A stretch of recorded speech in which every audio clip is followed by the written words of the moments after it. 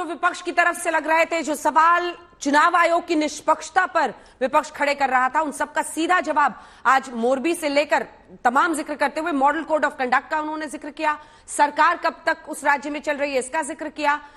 उन्होंने बताया कि 18 फरवरी 2023 तक सरकार चलेगी गुजरात में, इसीलिए हमने चुनावी तारीखों का ऐलान बाद में किया। उन्होंने अपना पक्ष रखा है।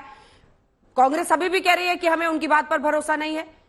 इस बीच आपको बता दें, विनोद अग्निहोत्री जी हमारे साथ बने हुए हैं, अभय दुबे जी कांग्रेस पार्टी का पक्ष रखने के लिए हमारे साथ लगातार बने हुए हैं।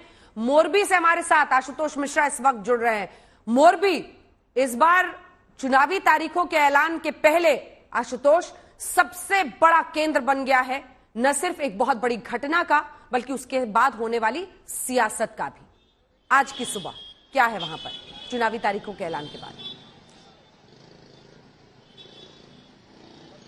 शहर अपनी रफ्तार से चल रहा है अंजना। जब यह हादसा हुआ था सोमवार को पूरा शहर गमगीन था, सब कुछ बंद था, लोग सड़कों पर थे, एजेंसियों की मदद कर रहे थे, रास्ता दे रहे थे, और उसके ठीक अगले दिन सब कुछ फिर से पहले जैसा। लोगों के अंदर वो गम है, गुस्सा है, नाराजगी है इस घटना को लेकर के, लेकिन रफ्तार इसकी चल रही है। हम जिस आइकॉनिक जगह पर खड़े हैं, मोरबी गेट, इस शहर की वो पहचान थी जो सस्पेंशन सिग्नेचर ब्रिज जहां लोग जाया करते थे, महीनों से बंद था, खुल गया। लेकिन जैसे ही देखिए ये हादसा हुआ है, 24 घंटे के बाद उस पर सियासत हुई, विपक्ष उस पर सरकार को घेर रहा है। ऊपर से जो पुलिस की जांच जिस उस रफ्तार से चल रही है उस पर और उसे विपक्ष को मौका मिल जाता है सरकार को घेरने का। और कोई बड़ी बात नहीं है कि देखिए आज आचार संहिता लगी है, हालांकि इसके पहले से ही चाहे कांग्रेस हो, आम आदमी पार्टी के नेता हों, लगातार बीजेपी पर हमलावर हैं, और अब आचार संहिता लग चुकी है। जहां भी जो भी कोई मोरबी प्रचार करने आएगा वो ये मुद्दा जरूर उठाएगा कि कैसे सरकार प्रशासन की लापरवाहियों के चलते 135 लोगों की जान गई, और आरोप ये भी लगाएगा कि देखिए कैसे बड़े लोगों को पुलिस जांच में बचाने की भी कोशिश की जा रही है। बहरहाल जो मोरबी का माहौल हमेशा रहा है, बीजेपी के लिए गढ़ सा साबित हुआ, कांग्रेस ने भी यहां पर खाता खोला है, लेकिन यहां से लेकर के आगे का पूरा राजनीतिक समीकरण क्या बदलेगा इस घटना के बाद, सबकी नजर यहां पर इसीलिए जरूर बनी होगी अंजना। बिल्कुल। और मोरबी कैसे केंद्र बना है राजनीति का, पिछले दिनों में हमने देखा है। हमारे साथ अन्य मेहमान भी जुड़ रहे हैं। विनोद जी, क्या ये मोरबी को हमने उत्तर प्रदेश में भी देखा था, हाथरस से लेकर उन्नाव, कई ऐसी जगह थी जो कि अपने आप में सरकार को खड़ा करने के लिए कटघरे में काफी थी, उनका नाम ही लेना यूपी में, लेकिन बावजूद इसके उन सीटों पर भी जीत बीजेपी की हुई। क्या मोरबी इस बार सबसे बड़ा केंद्र चुनाव का बन पाएगा? उसका असर होगा वोटर्स के दिमाग पर? देखिए अंजना जी, सबसे सटीक उदाहरण तो लखीमपुर खीरी का है, अगर मोरबी से तुलना करें, कि जहां किसान आंदोलन के दौरान इतनी बड़ी घटना हुई कि 6 किसान मारे गए, जीप चढ़ी, उतना बड़ा मुद्दा बना, प्रियंका जी ने जाके गिरफ्तारी दी, सब कुछ हुआ, और उसके बाद वो लखीमपुर खीरी की 8 की 8 सीटें जो है भारतीय जनता पार्टी जीत जाती है।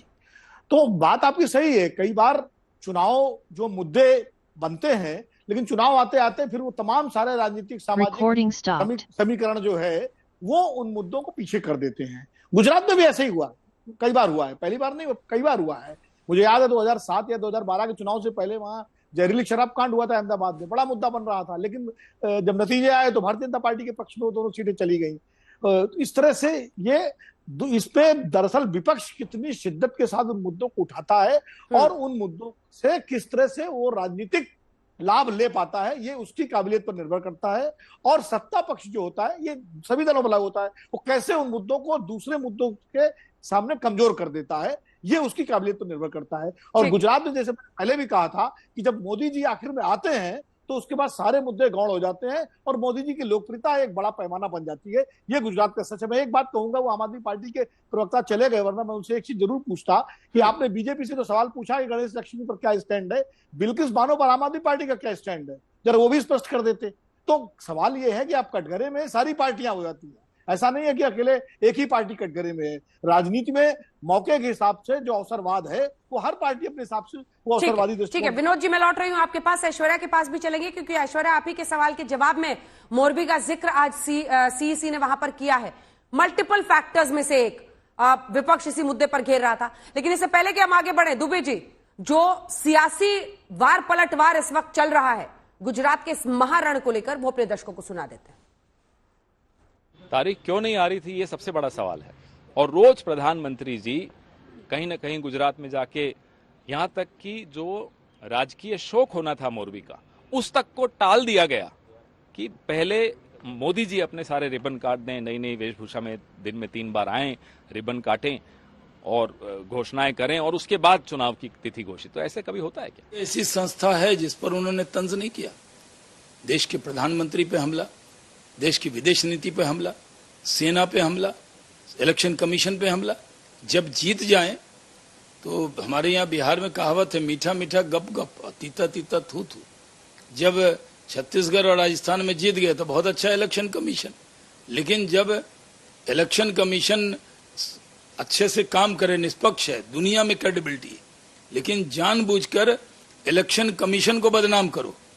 यही थ्योरी अगर हम फरवरी में 5 राज्यों के जब चुनाव थे उस पर देखें, आज वो 68 दिन और 71 दिन की कुछ थ्योरी दे रहे थे, वो थ्योरी वहां लागू नहीं होती थी क्या? तब तो 5 के 5 राज्यों का एक ही दिन हो गया था। आज क्यों नहीं? क्योंकि मोदी साहब तो घोषणाएं करनी थी, मोदी साहब को यहां पर आकर तमाम तरह के अपने स्वागत कराने थे। कुछ लोगों की राजनीति सिर्फ आरोपों पे आधारित है, तथ्यों से परे। जिन्होंने इस देश में हर संवैधानिक संस्था के साथ खिलवाड़ किया, वो जब चुनाव में हार को देखते हैं तो उससे पहले ही इस प्रकार का एक एजेंडा बनाना शुरू करते हैं। तो मैं इन तक को उचित नहीं मानता। संवैधानिक संस्था है, उसका सम्मान होना चाहिए।